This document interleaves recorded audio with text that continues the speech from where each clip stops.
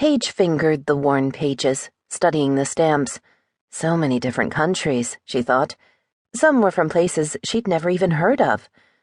Going through my things. She looked up and saw that Alistair was awake again. He looked better than he had, more rested, with normal coloring.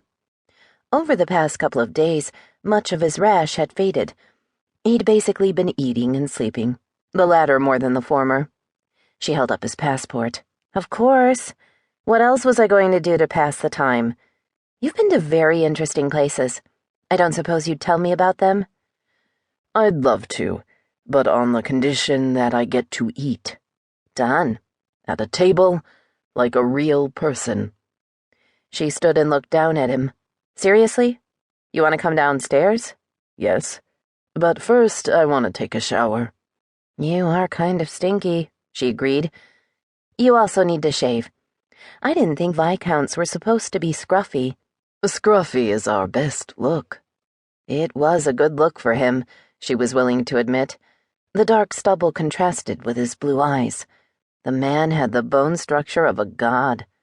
And while he wasn't the least bit smelly, it made her feel better to tease him.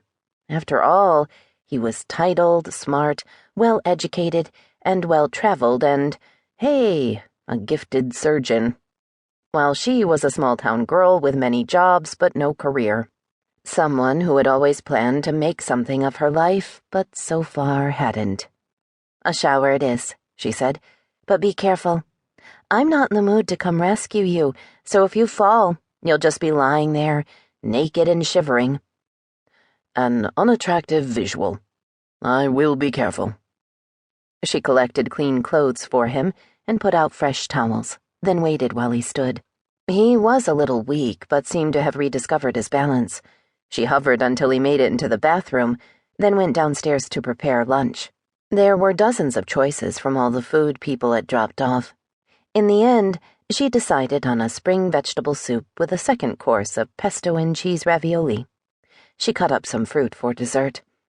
Somehow, in the past couple of days, the cupcakes had mysteriously disappeared. Not my fault, she said aloud. I've had company. Anyone I know? A couple of my friends stopped by and... She turned and saw Alistair standing in the doorway to the small kitchen. He was showered and shaved, wearing a shirt and jeans. His feet were bare, and he looked pale and thin but still handsome. And as if he were going to fall over any second. Did you walk or slide down the stairs? She asked, crossing to him. A little of both.